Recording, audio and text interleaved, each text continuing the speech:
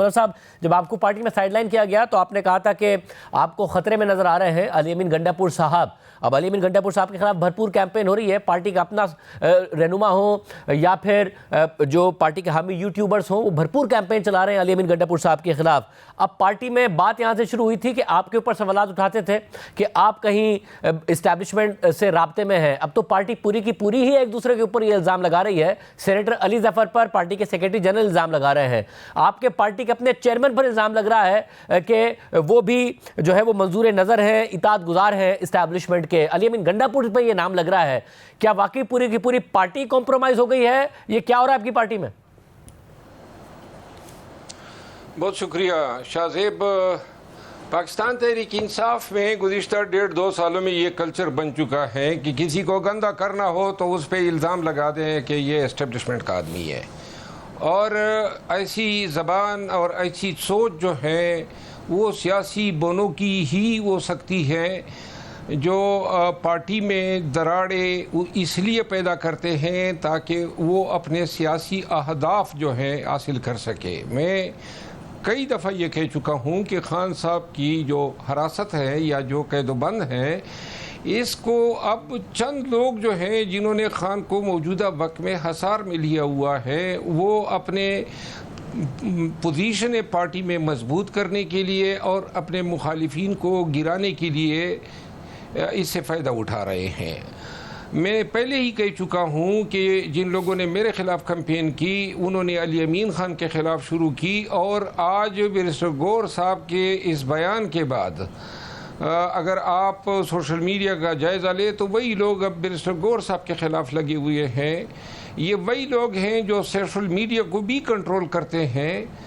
اور بدقسمتی ہے کہ علی ظفر جیسے آدمی کے لیے ایسے الفاظ علی اعلان اور پبلکلی استعمال ہوئے. پھر آپ ایک اور چیز دیکھیں نا, یہ بیرسٹر گور صاحب سے آج میری ملاقات ہوئی اور میں نے ان سے شکوہ کیا کہ سلمان اکرم راجہ صاحب نے آپ کو سائٹ پہ بٹھا کے پھر پبلکلی آپ کی تضحیق کی. یعنی آپ ان میں شامل تھے جو خان صاحب کے پاس گئے تھے, اور واپس جب آپ آئے ان کے ساتھ بیٹھے, اور وہ بتا رہا ہے کہ اس پہ کارروائی ہونی چاہیے. یہاں شاہ زیب میں آپ کو بتا دوں کہ یہ جتنی ملاقاتیں ہیں ان کی SOPs, طریقہ کار, کون ملے گا, کس دن ملے گا, یہ سب میں نے سیٹ کیے تھے. اس کے لیے ریٹ بھی میں نے کی تھی, ICA بھی میں نے کی تھی, اور مجھے علم ہے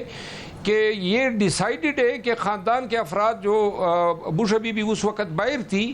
تو, اور ان کی خان صاحب کی بہنیں, اور جب بشا بی بی اندر چلی گئی تو ان کی جو اولاد ہیں یہ لوگ جو ہیں بائی ڈیفالٹ ملیں گے, ان کے نام نہیں دینے پڑتے ہیں. وکلاء اور سیاسی رفقائے کار جو ہیں ان کے نام میں خان صاحب کے فوکل پرسن کی حیثیت سے دیا کرتا تھا. جب 11 اپریل کو انہوں نے مجھے اس منصب سے ہٹایا تو اس کے بعد جو ہیں بیرسٹر گور صاحب, عمر ایوب صاحب فوکل پرسن بنے, اور اب جو ہیں 3 لوگ ہیں جس میں بیرسٹر گور صاحب ہیں اور سلمان اکرم راجہ صاحب ہے اور پنجوتا صاحب, انتظار پنجوتا صاحب. ان تینوں کا کام یہ ہے ان SOPs کے تحت کہ خان سے مشاورت کے بعد سیاسی رفقائے کار 6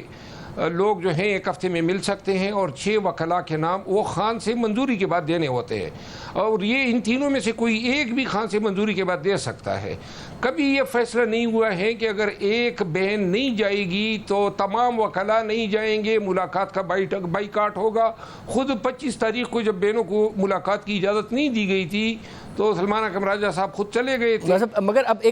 اس کا ایک پہلو تو یہ ہے کہ اگر کسی ایک بہن کو اجازت نہ دی جائے اور پھر اگر کوئی بھی نہ ملنے جائے تو حکومت کو تو فائدہ ہو گیا, عمران خان صاحب سے کوئی ملے گا ہی نہیں تو عمران خان صاحب کا نقصان ہو گیا. مگر دوسرا پہلو یہ ہے وہ جس پہ بات کی جا رہی ہے کہ جی منظور نظر لوگوں کو اس لیے جانے دیا جا رہا ہے تاکہ وہ پیغام رسانی کریں. اب علی امین گنڈا پور صاحب گئے, انہوں نے مذاکرات کی بات کی. سواتی صاحب گئے, سواتی صاحب نے کہا کہ عمران خان صاحب نے مجھ سے خود نے کہا کہ جا کے اسٹیبلشمنٹ سے مذاکرات کرو. علی ظفر صاحب ملے, علی ظفر نے آپ نے کہا کہ میں نے سواتی صاحب والی بات عمران خان صاحب سے کنفرم کی تو عمران خان صاحب نے کہا کہ بالکل حکومت سے مذاکرات مت کرو, اسٹیبلشمنٹ سے مذاکرات کرو. مگر جب یہ باتیں کر رہے ہیں لوگ تو یہ بات کہی جا رہی ہے اور یہ الزام ان پر لگایا جا رہا ہے کہ عمران خان صاحب نے ایسا کچھ نہیں کہا ہوگا, عمران خان صاحب نے شٹ اپ کال دی ہوگی, وہ مذاکرات کے حامی نہیں ہوں گے, انہیں بھیجا گیا تھا اس مقصد کے لیے کہ یہ باہر آ کے یہ پیغام بتائیں. شاہزیب میں خود چشمدید گواہ رہا ہوں مذاکرات کے حوالے سے خان صاحب کے موقف کا، اور کئی بار اس موضوع پہ بات چیت ہو چکی ہے۔ اس میں کوئی دوسری رائے نہیں ہے کہ پاکستان تحریک انصاف کے اندر کوئی بھی شخصیت خان صاحب کی اجازت کے بغیر اسٹیبلشمنٹ کے ساتھ مذاکرات شروع ہی نہیں کر سکتی ہے، اور خان صاحب نے ہمیشہ اسٹیبلشمنٹ کے ساتھ مذاکرات کے عمل کی حوصلہ افزائی کی ہے۔ انہوں نے کبھی یہ نہیں کہا ہے کہ آپ نے اسٹیبلشمنٹ سے کوئی بات نہیں کرنی ہے۔ ان کا موقف ہمیشہ جو ہے وہ مصالحت کی طرف رہا ہے، اور پاکستان تحریک انصاف میں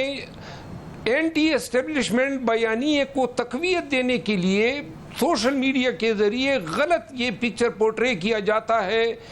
کہ خان صاحب یا پارٹی جو ہیں وہ اسٹیبلشمنٹ کے ساتھ مذاکرات کی حامی نہیں ہے۔ اور میں آپ کو یہ بھی بتا دوں کہ سوشل میڈیا پر بھی اور پارٹی کے اندر کچھ لیڈر جو ہیں انہوں نے یہ ہارڈ لائن لی ہوئی ہے تاکہ اس ہارڈ لائن لینے کی وجہ سے وہ پاپولر ہو، پارٹی کی صف میں پسند کیے جا سکے۔ لیکن as a matter of policy یہ بالکل فیصلہ کن ہے کہ پارٹی 3 دفعہ جو ہے اسٹیبلشمنٹ کے ساتھ سنجیدہ مقام پہ لے گئے تھے مذاکرات، اور یہ ہر مذاکرات کے عمل کی رپورٹ جو ہے جن لوگوں کو انگیج کیا گیا تھا اسٹیبلشمنٹ نے وہ خان صاحب کو دیتے آئے ہیں۔ آپ نہیں بھولے ہوں گے کہ اتوار کے دن بھی جیل کے دروازے ان لوگوں کے لیے کھولے گئے تھے، 26 نومبر کو بھی، اور 25، 23، 22 نومبر کو ہمارے مذاکرات ہوئے، اور اس سے پہلے جو ہیں 22 اگست کو جب جلسے کا اعلان ہوا تھا اس وقت مذاکرات ہوئے تھے۔